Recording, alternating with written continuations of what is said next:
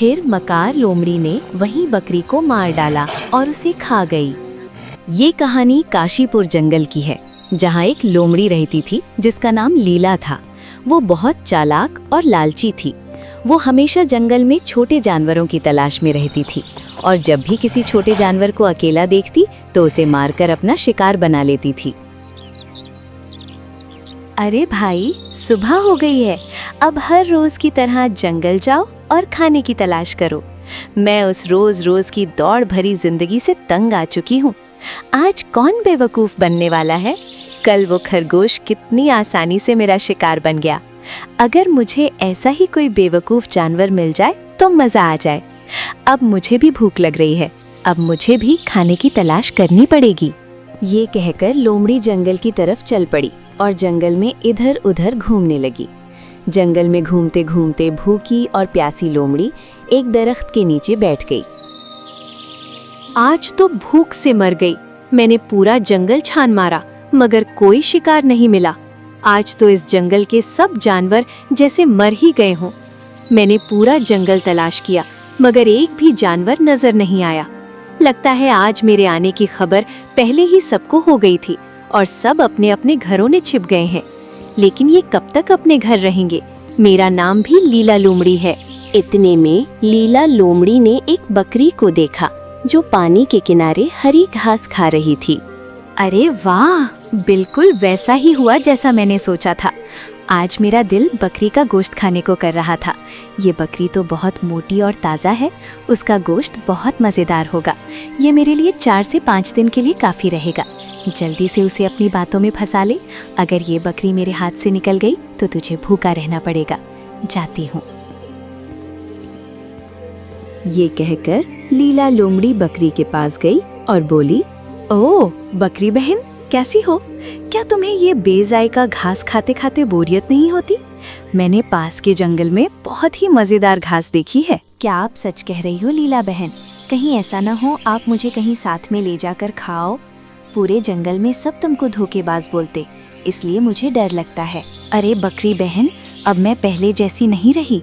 वो सब राजा शेर मुझसे जबरदस्ती करवाया था, वरना मैं तो कभी किसी को नुकसान पहुंचाने के बारे में सोच भी नहीं सकती। अगर तुम्हें मेरी बातों पर यकीन नहीं तो मेरे साथ चलो और खुद देख लो। अब बकरी लोमड़ी की मीठी बातों में पूरी तरह फंस चुकी थी। अगर ऐसी बात है लीला बहन तो मुझे जल्दी से उस मजेदार घास के पास ले चलो। बकरी की ये बात सुनकर लोमड़ी बहुत खुश हुई, क्योंकि उसे लगा कि वो अपने मंसूबे में कामयाब हो गई है। जी बकरी बहन, मैं अभी तुम्हें वहाँ ले चलती हूँ। वहाँ आपको बहुत ही मजेदार घास मिलेगी। एक बार वहाँ चली गई तो वापस आने का नाम नहीं लोगी। उसके बाद लीला लोमड़ी बकरी को अपने साथ लेकर एक सुनसान और घने जंगल में ले गई। अरे लीला बहन, वो मजेदार घास कहाँ है? मुझे तो कहीं नजर नहीं आ रही। जल्दी मुझे इस घास के पास ले चलें। बस थोड़ी दूरी और है बकरी बहन, उसके बाद आप जी भर के हरी हरी मीठी घास खाना पेट भर। और जैसे ही वो घने जंगल में पहुंची, लोमड़ी का मंसूबा बिल्कुल बदल गया और वो बोली, ओ बेवकूफ बकरी, तुम कितनी नादान हो जो सब कुछ जानते हुए भी मेरी झूठी और मीठी बातों में इतनी आसानी से आ गई। मैंने तुम्हें धोखा दिया है और अब मैं तुम्हें मारकर खा जाऊंगी। लीला बहन, ये क्या बोल रही हो? मुझे छोड़ दो। मैंने क्या बिगाड़ा है तेरा? मुझे जाने दो मेरे घर। मेरा बच्चा है, मेरे बिना वो मर जाएगा। मुझे छोड़ दो, मत मारो मुझे। फिर मकार लोमड़ी ने वहीं बकरी को मार डाला और उसे खा गई। मजा आ गया। जो भी कहो, बकरी का गोश्त बहुत मजेदार था। मुझे बहुत समय के बाद ऐसा खाना नसीब हुआ है। मैंने आज पेट भर कर खाना खाया है। बस इस तरह मुझे जानवरों को फंसाना होगा। और इसी तरह वक्त गुजरता गया। अब आहिस्ता आहिस्ता जंगल में छोटे जानवरों की तादाद कम होने लगी और लोमड़ी भूख से मरने के करीब थी। हर रोज की तरह एक दिन लीला लोमड़ी दोबारा खाने की तलाश में निकली और इधर उधर भटकने लगी। लेकिन उस दिन काफी देर तक घूमने के बावजूद भी उसे खाने के लिए कुछ नहीं मिला। सुबह से शाम हो गई मगर उस दिन उसे कुछ भी खाने को नसीब न हुआ। अब लोमड़ी भूख से नढाल थी और एक दरख्त के नीचे बैठकर अपनी किस्मत को कोसने लगी। ऐ खुदा, तेरा खेल भी निराला है। अगर ऐसा ही चलता रहा तो मैं मर जाऊंगी और उसकी जिम्मेदारी आप पर होगी। ऐ प्रभुदकार, मेरा ख्याल है कि मुझे ये जंगल हमेशा के लिए छोड़ देना चाहिए। मुझे यहाँ से चले जाना चाहिए। आज 2 दिन होने को आए हैं, मुझे कुछ भी नहीं मिला। उसके बाद लीला लोमड़ी दूसरे जंगलों की तरफ चली गई और शेर सिंह के इलाके में पहुंच गई, जहां शेर सिंह की हुकूमत थी। लोमड़ी जंगल में छिपकर रहने लगी और इसी तरह उसके दिन गुजरने लगे। एक दिन लोमड़ी की मुलाकात जंगल के राजा से हुई। तुम कौन हो और कहां से आई हो? हमने पहले तुम्हें कभी इस जंगल में कभी नहीं देखा, और हमारे जंगल में क्या लेने आई हो? सब कुछ सच बताना। शेर सिंह की बात सुनकर लोमड़ी कुछ घबरा गई और गलत बात कह देती है। मैं यमलोक से आई हूँ और इस जंगल में आई हूँ। क्या तुम मुझे बेवकूफ समझती हो? मैं इस जंगल का राजा शेर सिंह हूँ और तू अपने आप को बहुत चालाक और होशियार समझती हो। अगर तुमने मेरे साथ ज्यादा होशियारी दिखाने की कोशिश की तो अपनी जान से हाथ धो बैठोगी, समझ गई? शेर सिंह की बात सुनकर लोमड़ी और ज्यादा घबरा गई और फौरन बात बदल दी। क्षमा कर दो महाराज, मैं दूसरे जंगल से आई हूँ। मैं बिल्कुल अकेली हूँ। आपको देखकर मैं डर गई और मेरे मुंह से ऐसा निकल गया। महाराज, इस जंगल में मेरा कोई नहीं है। मैंने आपके बारे में बहुत कुछ सुना है। आप बहुत रहमदिल हो, मुझ पर कृपा करो महाराज। शेर सिंह लोमड़ी की बात सुनकर बहुत खुश हुआ और बोला, तुम्हारा नाम क्या है? महाराज, मेरा नाम लीला है। लीला? नाम तो बहुत प्यारा है लीला। मैं इस जंगल का राजा हूँ और तुम इस जंगल में रह सकती हो, और आज से तुम मेरी मंत्री हो, और आज से तुम मेरा सब कुछ संभालोगी। बहुत बहुत शुक्रिया महाराज, मुझे इस काबिल समझने के लिए। मैं आपका सब काम बहुत अच्छी तरह संभालूंगी और कभी भी शिकायत का मौका नहीं दूंगी। अब लीला शेर सिंह की मंत्री बन गई और शेर सिंह ने पूरे जंगल में ऐलान कर दिया कि लीला मेरी मंत्री है। अब लीला जंगल में शेर सिंह के साथ जाती, सब काम बहुत अच्छी तरह संभालने लगी। एक दिन सुबह लीला शेर सिंह से बोली, तुम इस जंगल के राजा बनने के लायक नहीं हो। तुमने एक गाय को सजा दी। तुम्हें देखकर मुझे तुमसे नफरत होती है। तुम जैसे बेवकूफ को इस जंगल का राजा किसने बनाया? पागल हो गई हो क्या, जो मुझे बेवकूफ कह रही हो? तुम्हारी हिम्मत कैसे हुई मेरे ही जंगल में आके मुझे बेवकूफ कहा है? मैं तेरी हड्डी पसली कर दूंगा। हाँ, मैंने बेवकूफ कहा तुमको, क्योंकि तुम इस जंगल पर एक धब्बा हो। तुम्हें इंसाफ करना नहीं आता, और एक जंगली जानवर भी इंसाफ कर सकता है। तुम जानते थे कि गाय अपने बच्चे को पेट में लिए हुई थी, फिर भी तुमने उसे मौत की सजा दी। ये गलत नहीं तो और क्या है? अब मैं ऐसा काम करूंगी, तुमको राजा के पद से हटवा दिया जाएगा। तू 1-2 टके की होकर मुझे ज्ञान सिखा रही है। तेरे बारे में सब कुछ जानता हूँ। तू एक मक्कार है और हर कुत्ते बिल्ले के साथ रंगरेलियां मनाती है। अभी थोड़े दिन पहले ही मैंने तुमको एक जंगली कुत्ते की बाहों में देखा था। उसके बाद सियार के साथ तुमने पूरी रात बिताई और अब झूठी कहानी चला रही हो, और ये सब करके तुम मेरा राज्य मुझसे हटा नहीं सकती, बदमाश। लेकिन मैं तुम जैसे बेवकूफ के साथ नहीं रहूंगी, जो इंसाफ करना भी नहीं जानता। और मैं तुम्हें और तुम्हारी हुकूमत को बर्दाश्त नहीं कर सकती, और मुझे तेरे मंत्री नहीं बनना। क्या पता तेरा तो मुझे झूठी कहानी बनाकर बदनाम कर दो। अब मुझे तेरे साथ नहीं रहना। रोते रोते तुम मेरे पास आई थी, मुझे तुम पर दया आई, तो मैंने तुम्हें साथ रख लिया था और मैंने तुम्हें अपना मंत्री बना लिया, और तुम मुझे ही बेवकूफ कहने लगी। मुझे तुम जैसी मक्कार की जरूरत नहीं है। दोनों के बीच में बहुत बहस हो रही थी। दोनों का शोर सुनकर वहाँ हाथी आता है और बोलता है, क्या हुआ महाराज, तुम अपने मंत्री पर उतने गुस्से में क्यों हो?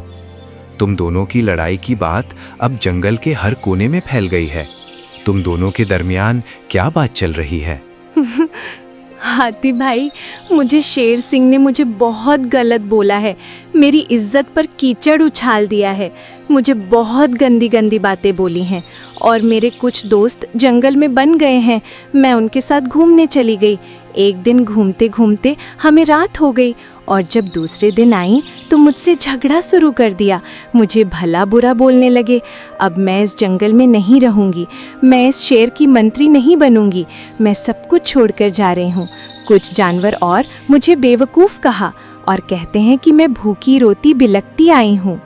महाराज, लीला बहुत ही अच्छी है। आप लीला को ऐसा कैसा बोल सकते हैं? आपने पहले उसे अपनाया और फिर मंत्री बना लिया। अब आपका मन भर गया है तो आप उस पर कीचड़ उछाल रहे हैं। आप ऐसा कैसे कर सकते हो? आपको जरा भी शर्म नहीं आई? एक अबला पर ऐसे अत्याचार मत करो।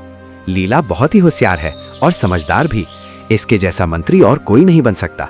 अब आप ये झगड़ा खत्म कर दीजिए, शांति से रहो। तुम उस मक्कार लीला की तारीफ ना करो। इस जंगल में बहुत सारे अक्लमंद जानवर हैं। ऐसा कुछ नहीं है। ऐसी लीला में ये एक चरित्रहीन है। ये आते जाते को प्यार के जाल में फंसाकर प्यार का नाटक कर उनसे छोटे जानवरों का शिकार कराती है और फिर आराम से बैठकर खाती और पूरी रात उसी सियार की बाहों में रात बिताती है। और तुम बोलते हो कि लीला अच्छी है। मेरे खिलाफ सबको भड़काया और खुद रासपाट हड़पना चाहती है, जो मैं ऐसा कभी नहीं होने दूंगा। महाराज, आप थोड़ा शांत हो जाओ। मैं तो आप दोनों की लड़ाई खत्म करने की कोशिश कर रहा हूँ।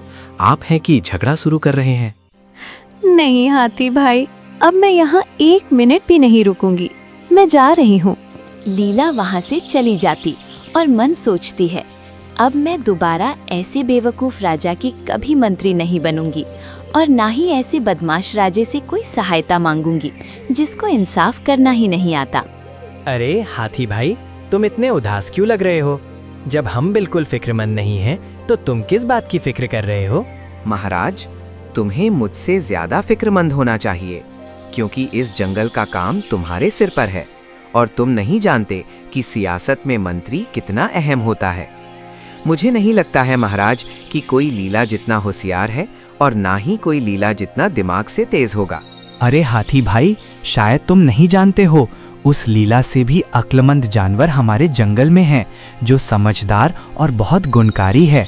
बस तुम ऐसा करो कि जंगल में ऐलान करा दो, लीला की जगह पर नया मंत्री रखना है और जो भी हमारी शर्त को पूरा करेगा उसे ही नया मंत्री बना दिया जाएगा। पूरे जंगल में ऐलान करा दो। और जैसे ही ये खबर जंगल के जानवरों तक पहुंची, तमाम जानवर एक एक करके शेर सिंह के दरबार में आने लगे।